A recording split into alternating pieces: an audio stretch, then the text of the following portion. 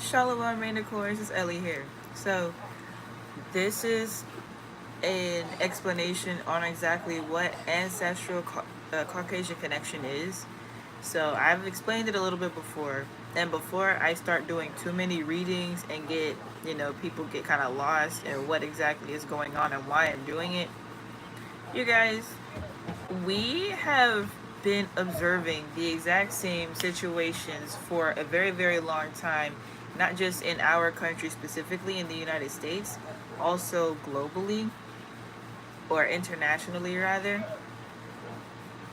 And I'll be very honest, this narrative of consistently blaming Caucasians and white people for every single thing wrong currently is very played out and old. Why do I say that? To be very honest with you, a lot of issues as African Americans, indigenous people, black people, Negroes, gods, goddesses, Israel, we are fully well able and capable of accomplishing things on our own. There is very well proof of successful individuals, both, you know, whether we're talking about recognition, we're talking about accomplishments in different communities, financially, business wise. There is no limitation truly on the indigenous person. So now we deal with topics such as reparations. Okay, obviously, the United States government is not going to cooperate properly with reparations. So instead of trying to put action into law regarding what the United States has obviously from the very, very jump we're supposed to take care of centuries ago that they didn't. All right?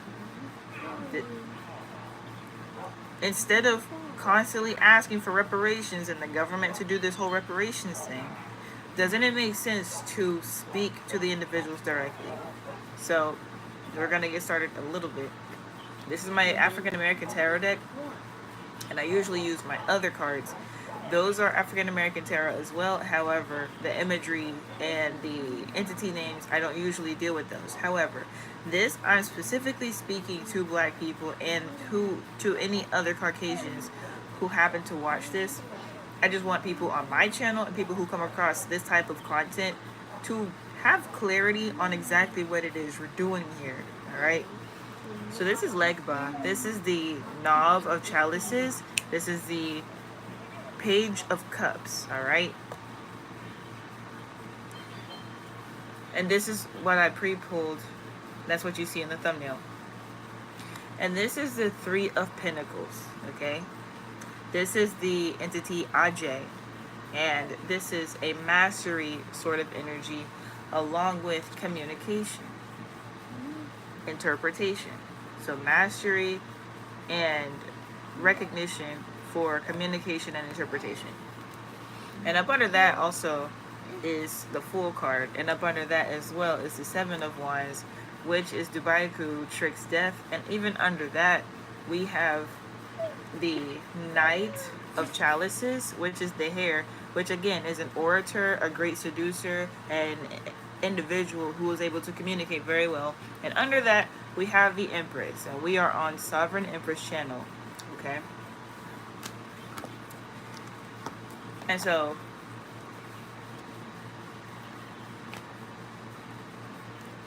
okay.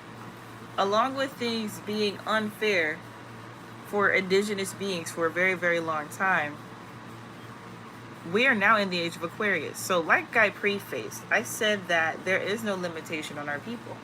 There really isn't. However, that does not exclude the fact that things need to be balanced out and fairness and justice need to be provided to our people. So while I am saying, hey, you guys, take care of yourselves and do what you need to do, I can show you an example of the things that I have done over my 25 years of life, and you can take inspiration from that. At the same time, I do believe it is right for those who are part of the lineage of previous slave owners to actually provide whatever is necessary. There are different laws and clauses passed after slavery was lifted, that, the whole reparations thing, and just in general, whatever that slave owner had, they were obligated to make sure that their slaves would be able to actually survive if they were to leave, and or they could become sharecroppers.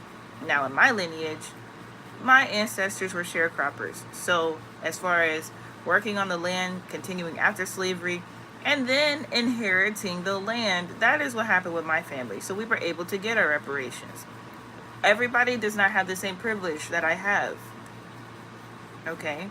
That's my entire point. I'm not speaking from a place of lack. I'm speaking from a place of privilege. So I'm speaking for those who do not have what I have.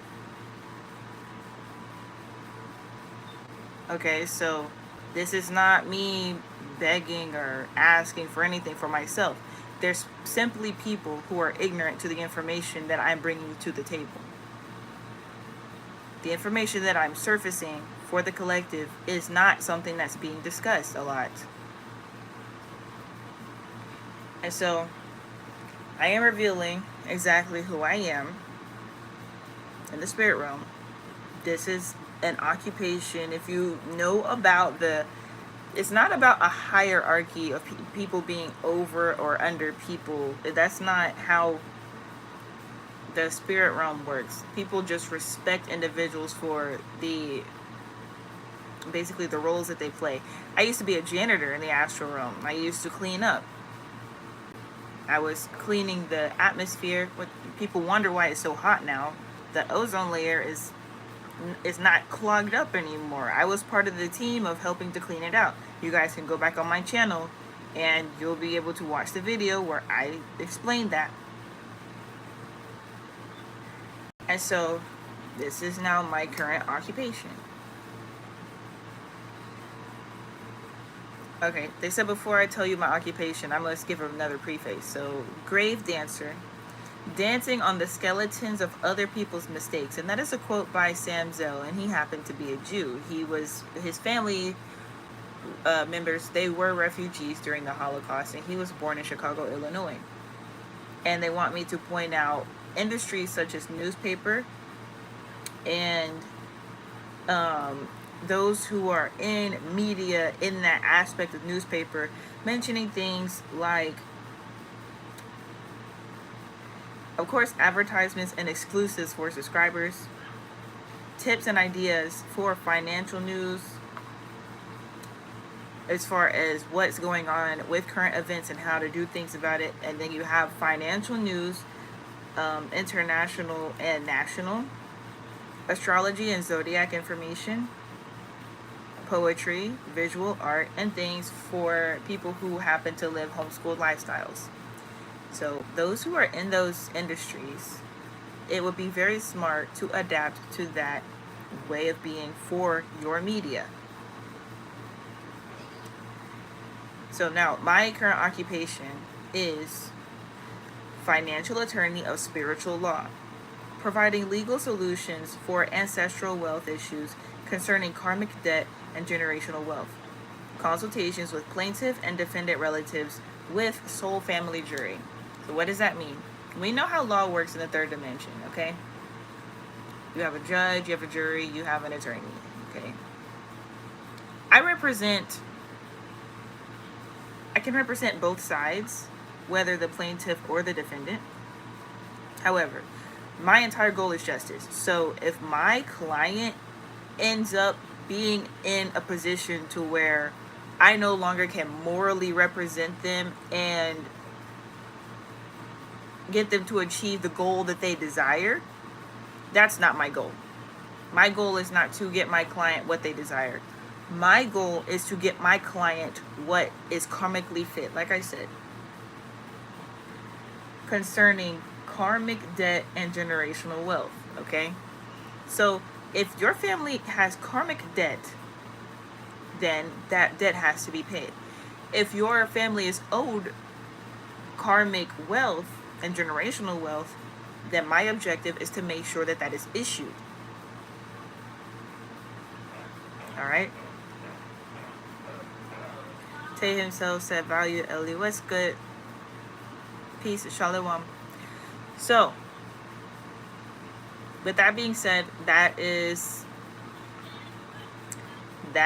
one of the occupations of sovereign empress. Is very much like the third dimension in the spirit realms. You don't always just have one occupation. Like I said, I was a janitor before, and some of you may know that I also serve as a judge. Many judges come from law firms until they run for judicial office. So, I'm in this dual space of transitioning, or maybe I don't know. That's just something that y'all know how this works. You vote people in, I might get voted out, I don't know, but I can always be an attorney. However, that's just a preface. I am being called to emphasize one of the next readings we're going to do, one of the figures we're going to do a reading on next. And I was originally doing readings on those who have imagery of currency. However, this individual does not exactly have imagery of currency. They are the ones who issued civil rights and real estate investment trust laws. So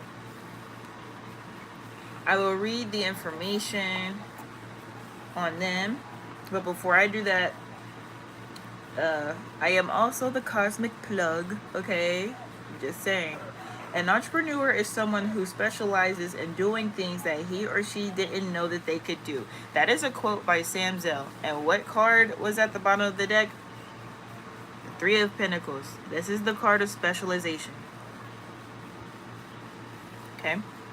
An attorney is an entrepreneur. They don't have to work a job at a particular law firm. They can have their own practice.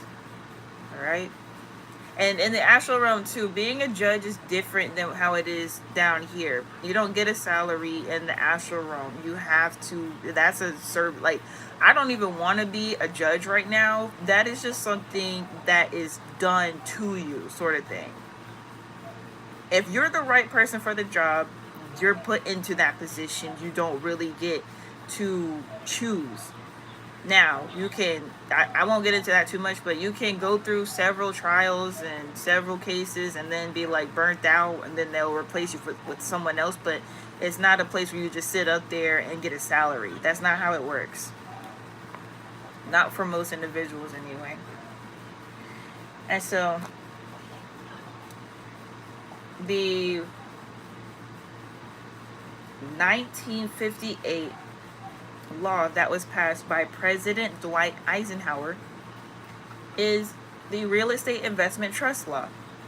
So what is a real estate investment trust? A REIT, that's the acronym, allows for the everyday person to own and invest in real estate.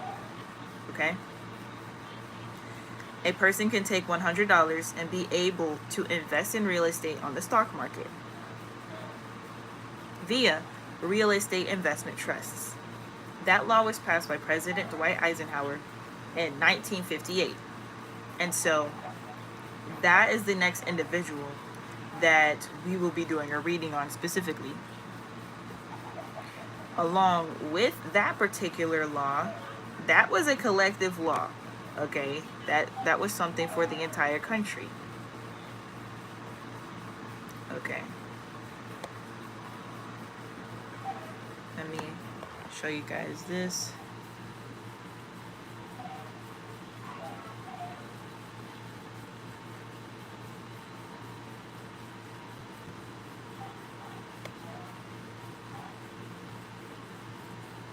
Okay.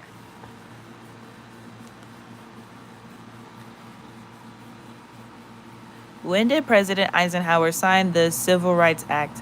The bill was passed by the 85th United States Congress and signed into law by President Dwight D. Eisenhower on September 9th, 1957. Okay?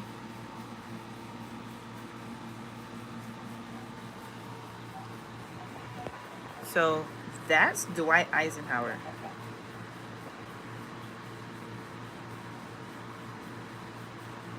You have this person who made real estate investments and investing available to the everyday person along with signing bills and passing acts for civil rights. This person is directly tied to providing financial solutions for those who would like to create generational wealth who did not inherit it. Okay? Those are two very, very big moves that need to be acknowledged by us specifically as indigenous beings. Yes, that is part of the matrix, if we're going to call it that.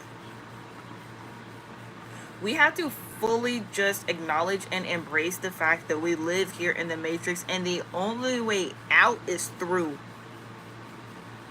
The only way out is through. So when we learn about the law, when we learn about the history, not his story, the actual history, because the history is the narrative and indoctrination, whether lies or not. Many of these indoctrination camps or public schools have accurate information. However, for example, when you learn about Black History Month in these schools, Martin Luther King is put in your face. Rosa Parks is put in your face. Nothing wrong with those individuals. Nothing bad about those individuals. But what about everybody? What about everything that happened?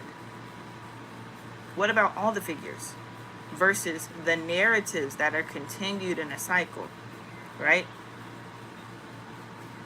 So is it wrong to learn about those people? Absolutely not. However, it is important to acknowledge everything and everyone. Do people talk about anything with President Eisenhower outside of World War II? Not really. People don't discuss many things about President Eisenhower. So it has come across to my attention that he passed the Riot Law in 1958. And upon doing research about him, I learned that he also passed the Civil Rights Act, giving those who were considered to be Negroes at the time the right to vote. So we'll be doing a reading on him next after this stream another day. Envy on said, thank you, right, for sure. And so those facts alone let you know that those are cycles being broken. Despite how people may feel about integration and the law in general, things being unfair, it is time for us to let go of the limitations and to embrace who we really are as individuals. Back in times such as these, when these figures were living people, because people fail to realize that the Orisha and these entities that we speak about were people. They were people who walked here on this earth plane. Signals and signs of wealth were dependent upon their culture and their society. So for us, it's as simple as learning about wealth in our current society and enhancing our skills and abilities in order to fulfill those aspects of wealth. Not riches, wealth. A person can win the lottery and spend all their money. A person can build a business and pass that down to their children. Okay? So I'm being guided to read this Bible text. So myself currently, I am reading the King James Bible. I am currently in the Old Testament and I have read up to 2 Kings 16.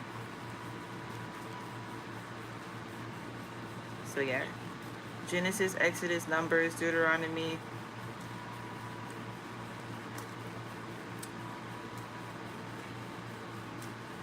Okay, yeah, Joshua, Judges, 1 Samuel, 2 Samuel, 1 Kings, and now 2 Kings.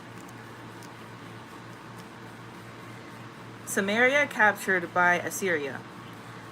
In the 12th year of Ahaz, king of Judah, began Hosea, the son of Elah, to reign in Samaria over Israel 9 years. And I'm currently on page 528 in my particular Bible. And he did that which was evil in the sight of the Lord, but not as the kings of Israel that were before him. Against him came up Shalmaneser, king of Assyria, and Hosea became his servant, and gave him presents. And the king of Assyria found conspiracy in Hosea, for he had sent messengers to So king of Egypt, and brought no present to the king of Assyria, as he had done year by year. Therefore, the king of Assyria shut him up and bound him in prison. Then the king of Assyria came up throughout all the land, and went up to Samaria, and besieged it 3 years.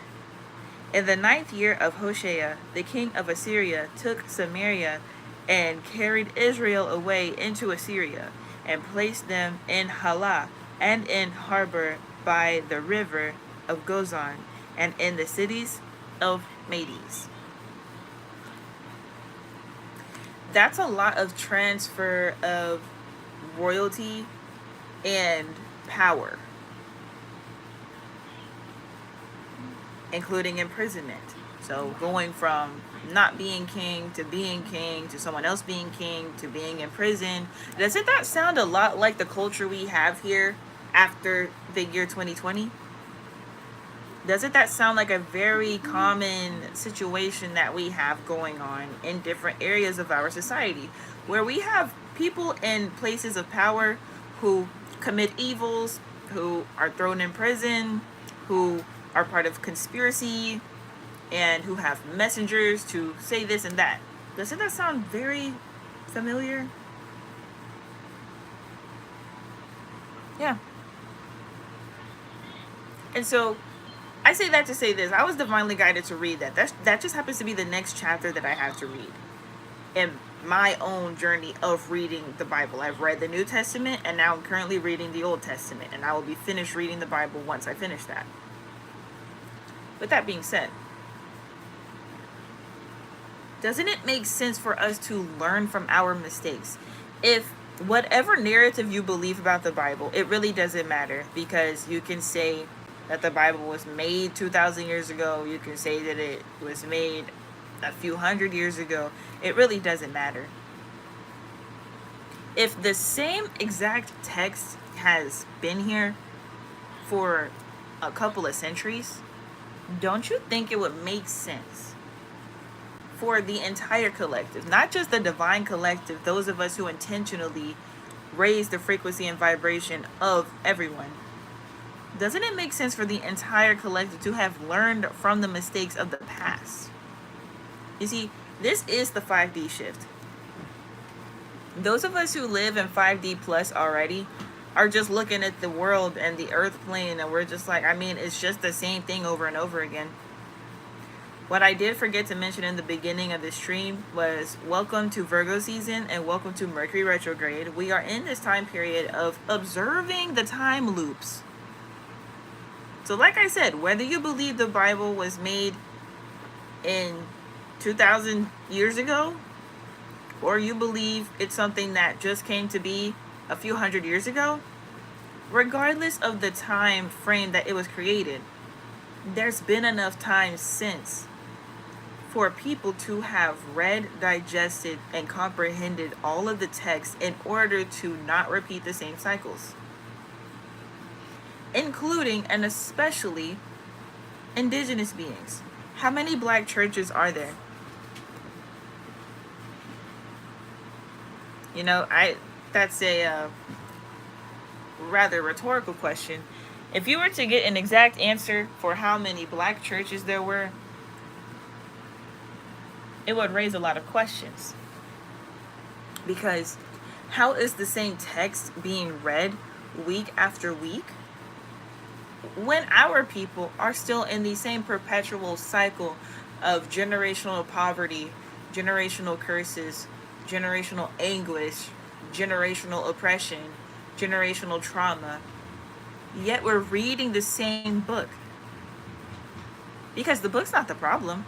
Didn't I just read this here?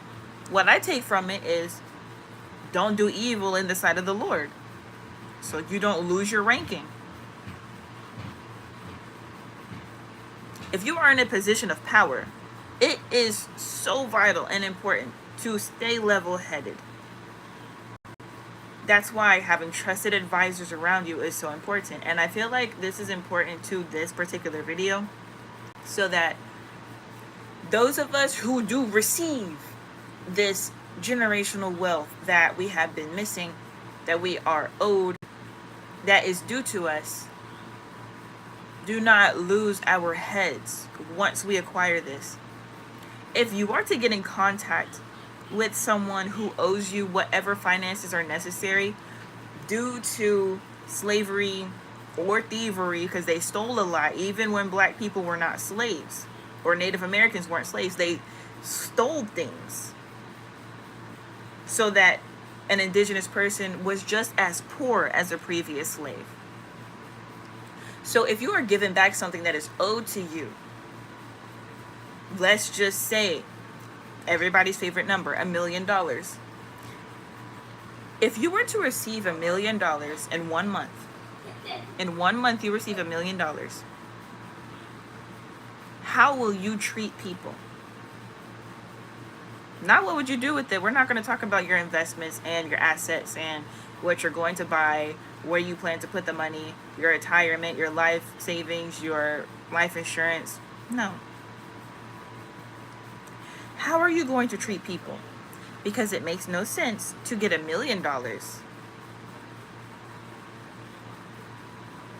and end up treating people poorly, putting us back into the same cycle. Because if you treat people poorly with finances, God punishes by removing whatever blessing, gift, or finances. And then you're back in the same cycle. So now I'm being guided to read a random page from my book, #New Age Investing. I just turned to this page here. And this page is Mystic Philanthropist. So you guys can read this book. Mystic Philanthropist. The billionaires and multimillionaires of our time tend to be givers and philanthropists to various causes. As mystics and spiritual beings, we serve projects and organizations that provide a higher vibrational life for the divine collective. Alignment with the Most High God and Heavenly Council provides discernment for those who and whom we share our resources, information, and finances with. Mentoring the youth is a consistent form of philanthropy and light work as wealthy mystical beings. Recycling, refurbishing, restoring, and clean energy projects are top priority as these philanthropic activities assist the planet in general. Donating to farms, gardens, and organic projects provides the health of the divine collective.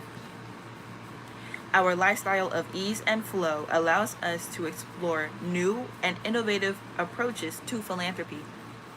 Okay, when you take everything into context of what has happened, I need for all indigenous organic beings to realize we're all about to be rich as fuck. We're all about to be rich as a motherfucker. It's your job to make sure you become wealthy and not temporarily rich. Okay, I'm going to respond to a couple of you guys. Hold on. Envy said hierarchy and elites. Benji the dog said hi. Hello, Benji the dog. Envy on said too many, no shade. Rock BG with the hearts. Pharaoh's Ghost said I'm gone. Okay, later. Envy on said I read a long time ago James Allen book Oh, James Allen's book, As a Man Thinketh, he talks about giving back and a list, a format. So all of those books that are like wealth management, prosperity, get rich books, not get rich quick, get rich books, they're all very spiritual. I highly recommend the book Think and Grow Rich by Napoleon Hill. That's a very spiritual book. He literally teaches you about sexual transmutation, which is tantric science. He also talks about polygamy, but the science of tantra, as far as semen retention or harnessing your sexual energy, not utilizing it for sex only and orgasms and things of that nature, utilizing your chi, sacral chakra energy in order to manifest your goals. So you think, you concentrate, you hold your seed, you hold your waters if you're a feminine, and you manifest through your actions, not through your sacral chakra. You manifest with your actions. All of those books and wisdom is very spiritual. It's not about money, and that's what most people fail to realize. Even this book here, the Bible, whether you read, recommend versus other English translations of the same book, this is not a book on how to be good. It's a history book.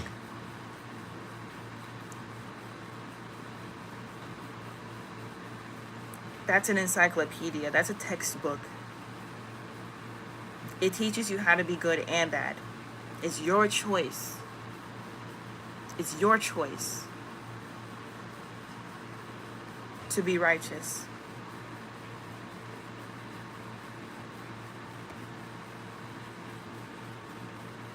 So,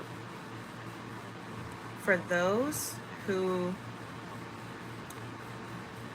are not necessarily those who are Caucasian, but let's just say that you come across information from your past and you find a Caucasian family who owes your family things, and you come across spiritual blockages. Well, I am offering services to assist with that.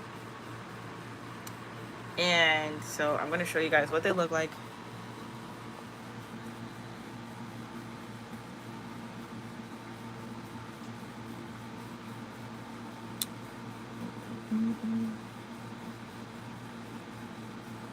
Okay.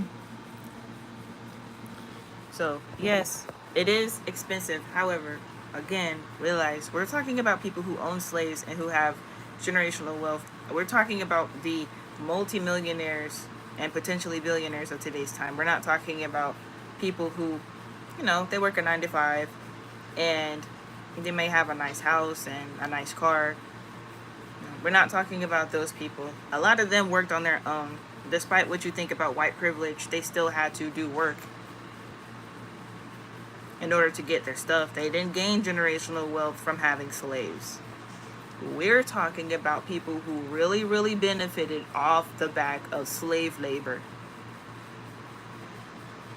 So if $11,000 seems expensive to you, just imagine how much you're gonna get.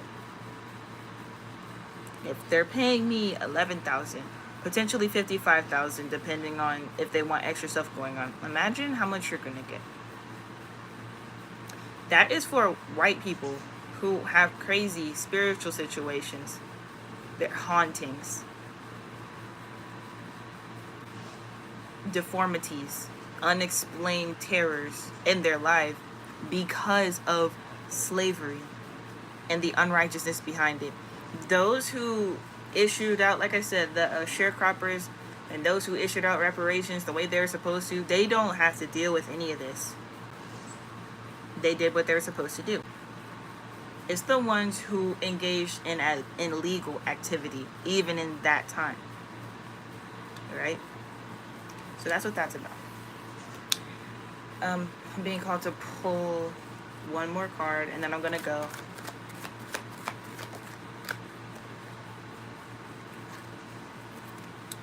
This is the Queen of Wands, Mami Wata.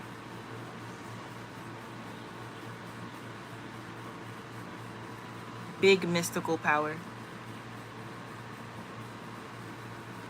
On the bottom, we have the Five of Wands, and under that is the Six of Chalices, and under that is the Justice card. So, Olokun and the camouflage type of energy, as far as blending in, we're just doing what we're supposed to be doing, right? Okay. This is the Yumbo fairies, along with mystical behavior. So it's magic, a lot of magic happening, but we don't look like it. We're just doing regular jobs, right? Okay. Justice.